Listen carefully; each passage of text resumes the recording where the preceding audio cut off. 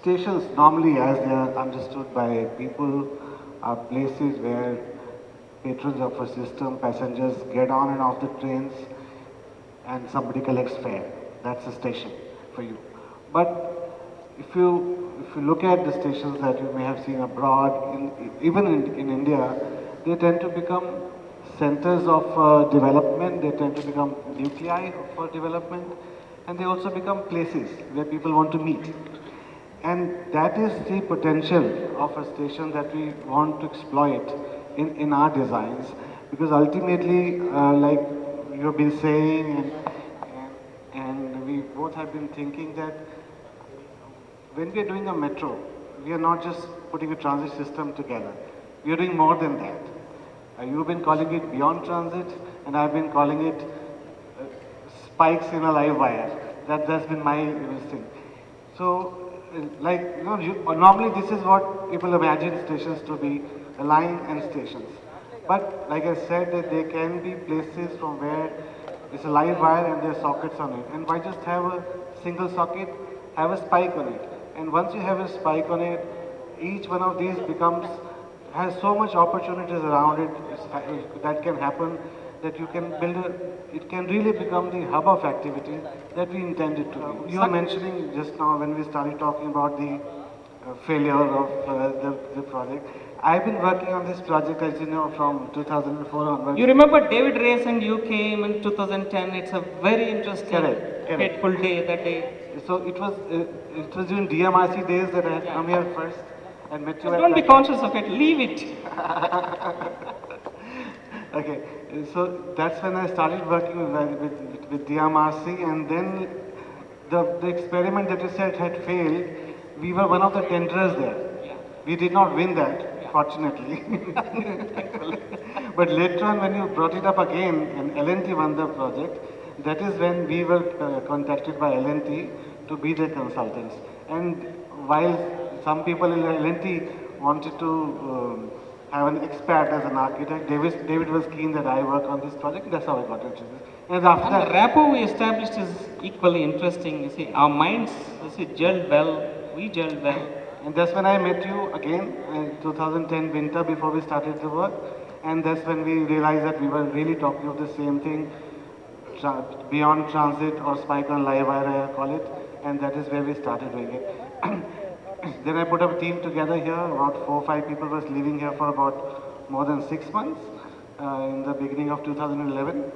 And I want to just have them be shown here. I owe it to them that they should be seen by everybody. These are my team. Some of them are still here. Others have moved on. So the challenge before us was to create something like what NVS had been wanting, what L&T wanted, and the two had to come together, and which meant that we have to have a station which would be so just a hub of the activities as I keep seeing it. It would also have to be cost effective, and it must meet every other requirement of every other stakeholder, which was Sushil, one thing is, now that we have an organization like L&T, which is capable organization, which has got the best engineering skills. yeah. As I told you, instead of having three piers, one in the middle, one in this side, one in that side, trying to giving a tunnel effect for the whole metro station, you have to have a single pier one. See, this is what we have in Delhi. And for reference, we were looking at these designs. We were looking at, and This is what I was talking about. Yeah. See, it gives a tunnel look. Yeah. Okay, I don't want a tunnel look. My street just can't be blocked like this. So this is what we were looking at, and we said we don't want it.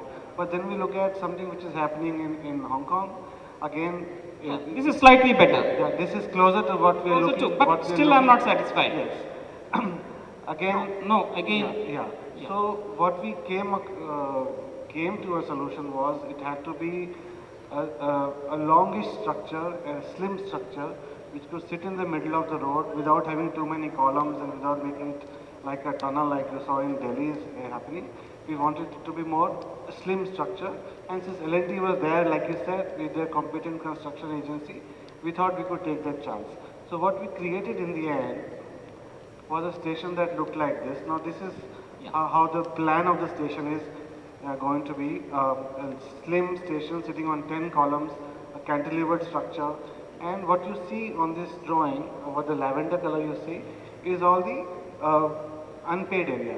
So, like you can see, compared to the other stations, Reduce the paid area as much as possible so that people also use them as skywalks. yeah, but Yeah. the pink area here is not so much in area per se, but what's important is that the surface area it gives you, Yeah. it gives you more opportunities to connect Correct. bridges to The this. congestion also should reduce. So when you have, as compared to the other stations that you saw, there are just two entrances in most of the Yeah, stations. yeah. We have as much as 6 possible here, and more can be added. Free access, that's what we want. So that what you saw just now was the pink, the lavender is the Yeah, yeah. is the, And this is the unpaid. paid area. This is the paid area. The where pink portion, this portion is the middle portion is the paid area. is the paid area. That's where you get into after going through the AFC gates on the Yeah. fair area. The fair gates, you get into AFC, this see, area. don't intimidate them. It's just automatic fare collection gates. Automatic fire collection gates, and you come into the paid area where you can take the stairs and escalators and or lift up to either of the two platforms. And the green area is where a passenger would be interacting with the operator, Yeah. either buying a ticket or they're paying excess fare or See, the queue formation becomes very important. Correct. Give as much space as possible so that minimum queuing. correct. What you see here is the length of the queue that we expect, and we've given twice that much area. Now, See, once a guy reaches the metro station, within 2 minutes he should be inside. Or if possible, even within 1 minute it should be inside. To Oh, the yes. paid area. Oh, yes. Okay? That's, yeah. The green and the yellow are the functional areas of the station, and that's what the station is look like. Now, this is what the bare station is. Yeah. But add to it what you wanted. We have these Yeah. bridges This which can go and connect to the rest of the urban fabric. Sushil, now you've got it here. You see, normally these are the ones, okay? Most of the metros. I want this dimension. This is, yeah, so this is where you can go and connect to the Yeah. properties around, Yeah. and this is how my station becomes a spike on the live wire, as I keep calling it. Yeah. So now, no, people come out of the station here. There could be a building here, there could be a building here, there could be a building here, and these are the walks, skywalks under the viaduct. Yeah. You could walk for a distance and then take a turn somewhere Yeah. and connect it elsewhere also. So as you can see on this station, the possibilities are limitless. Yes. And and like you've seen in some of the stations in Bangkok, you don't even step on the ground. Correct. You come out of the station, you come into a mall, you go to the next mall at the same level, and even come back.